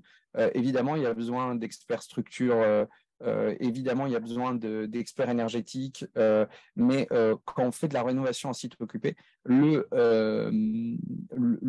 l'expertise de l'humain, elle est cruciale. Je ne sais pas si Claire ou Julie, vous partagez ces chiffres, mais une enquête qu'on a fait, nous, récemment, nous disait qu'on avait plus de 70%, pour plus de 70% des résidents, le premier risque, c'est la sécurité. Ils ont peur qu'il y ait des gens qui viennent avec qui se fassent passer pour un compagnon et qui, en fait, est là pour les cambrioler. Donc, on a vraiment mis des sécurités supplémentaires avec déjà ceux ou cette chargée de relations locataires qui est vraiment qui vraiment prend une place prépondérante, parce que si vous connaissez le concept des chantiers, vous savez le nombre de personnes qui peuvent transiter, et donc il y a besoin de ce guichet unique, cette personne, vous dire mais qui est cette personne, qu'est-ce qui va se passer, etc. Donc déjà il y a cette présence humaine rassurance, et puis après il y a des systèmes de badge pour les clés quand c'est laissé pour l'intervention dans les logements, il y a des histoires voilà, il y a tout est des plannings, c'est en ligne, c'est consultable, etc. Donc voilà. Ensuite, petit zoom sur le projet Podelia. Alors, le tableau sur une demi-slide est un petit peu petit, mais je vais vous en lire. En fait, l'idée, c'est de comprendre qu'on est sur un projet qui va durer 15 ans. La période 0, donc quand on est dans la conception-réalisation, c'est d'abord une formation, c'est une formation initiale avec toutes les parties prenantes de la maîtrise d'ouvrage. Puis, au moment où commencent les travaux, là, on a et une réunion de lancement évidemment avec tous les résidents. Ensuite, on a des visites individualisées pendant les travaux sur les phases cruciales du chantier. Et puis, au moment de la livraison, une grande réunion à nouveau collective pour présenter voilà, où est-ce qu'on en est arrivé. Et tout au long, pendant toute cette période de travaux, et là je fais le zoom avec l'assistante à maîtrise d'usage dont parlait Julie, on a donc notre partenaire, ça a été Alizé sur cette opération à Angers, où il y a eu des ateliers thématiques autour de la compréhension des factures, le confort, l'éclairage, les appareils électriques, etc. Aussi, et ça a bien été dit ici par Claire, par rapport à la communication, donc des lettres d'information. Là, nous, on en a au minimum 3. Donc, une lettre qui est donnée à la réunion générale, la première, donc organisation du chantier, les contacts, les travaux, un calendrier. Et ensuite, une fois qu'il y a les entretiens individuels, on explique le rôle donc, de cette personne dont je vous avais montré le petit film, relation résident. On parle évidemment sécurité, et puis on parle aussi des services qui peuvent être apportés. Et enfin, dès les premières livraisons, on travaille un petit peu, et ça aussi, ça avait été dit sur le fait qu'il ne faut pas faire des trous dans la communication. dès qu'il y a des choses qui se passent, il faut pouvoir le dire pour montrer que ça avance. Et voilà pour mon intervention. Et je suis à votre disposition pour répondre à vos questions. Très bien. Parfait. Maxime. Merci Maxime.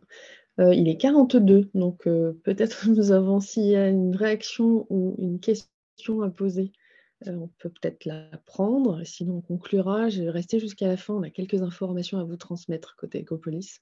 Je ne sais pas, je vois une notification. Morgane, tu vois des questions? Alors, il y a plutôt des réactions ou des remarques que des questions, mais je vais peut-être essayer d'en transformer une en question. Et puis, Baptiste, si tu veux prendre la parole pour réagir ou compléter, je te laisserai le faire. Mais donc, c'est vrai qu'on a eu une présentation du CEREMA, de la REVP, qui met l'accent sur le fait que chaque projet a ses spécificités et doit avoir des réponses particulières. Là, vous êtes plutôt dans une approche d'industrialisation, pardon. Et donc, du coup, comment vous arrivez quand même à articuler cette spécificité de chaque opération avec cette démarche? Et puis, c'était en lien avec le propos de Baptiste, et de dire, est-ce que pour ces projets, vous faites appel à des architectes au sein de la maîtrise d'œuvre? Voilà. Bien sûr. Ouais. Un peu ces éléments. Alors, complètement. Donc, pour reprendre dans l'ordre,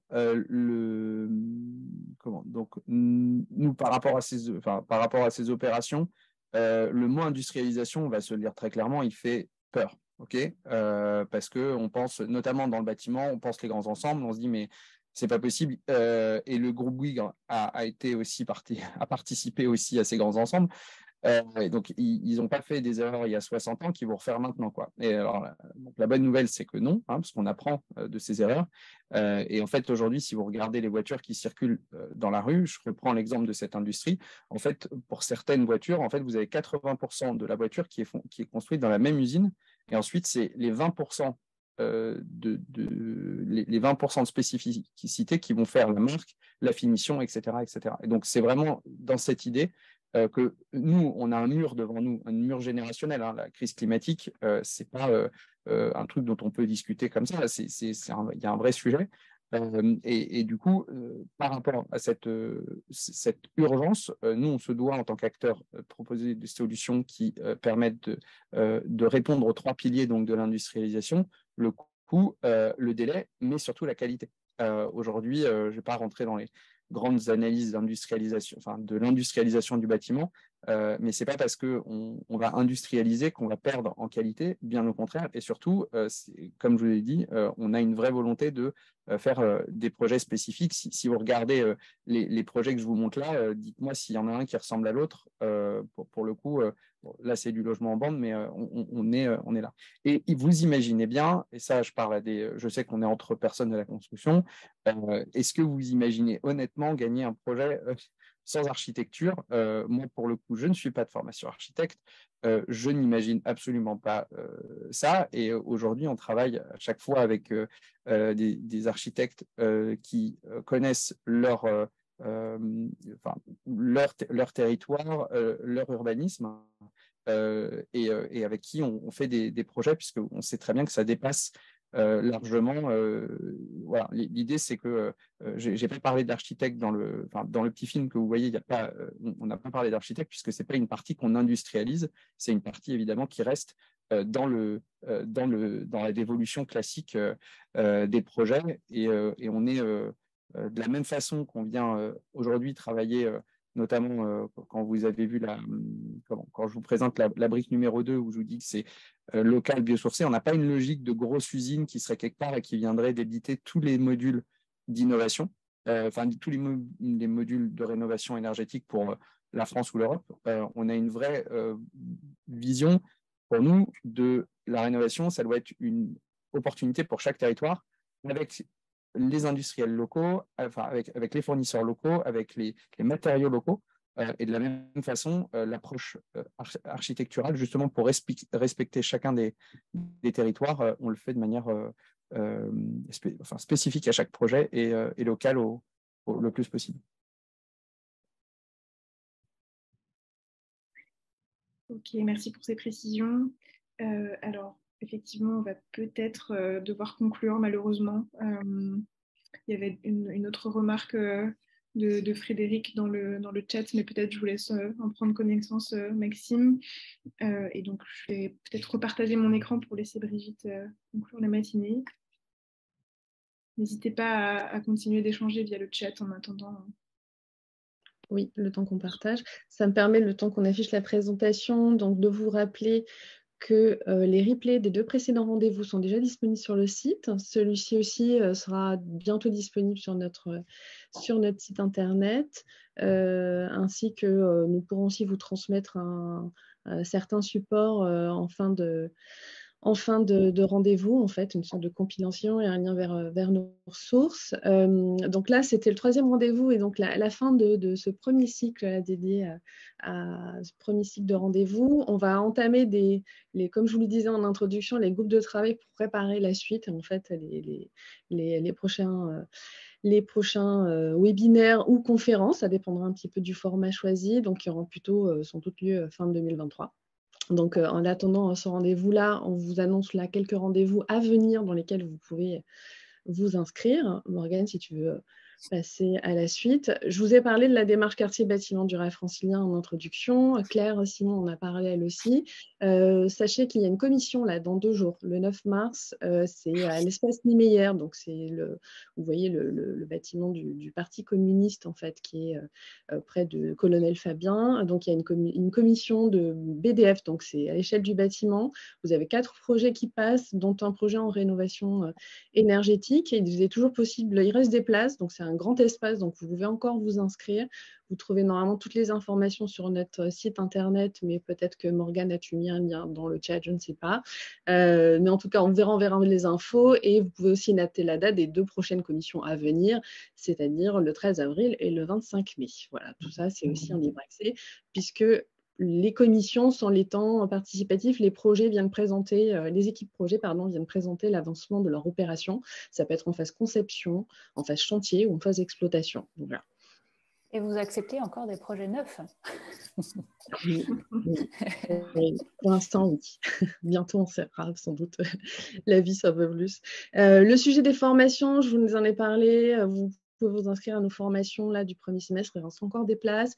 Sachez que là, jusqu'à fin avril, vous allez pouvoir bénéficier d'une remise de mémoire de 15% si vous vous inscrivez à plusieurs formations ou si vous venez à plusieurs sur une même formation. Donc, profitez-en. Là, ça va partir l'information dans la newsletter pour ceux qui sont abonnés.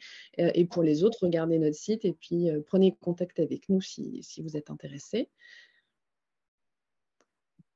Et oui, une info importante, on participe, Ecopolis est membre du réseau Bâtiment Durable qui co-organise avec l'ICEB, CO2D et la Frugalité la 7e édition du OFF du DD qui s'appelle aujourd'hui le OFF tout simplement, c'est-à-dire oser faire frugal.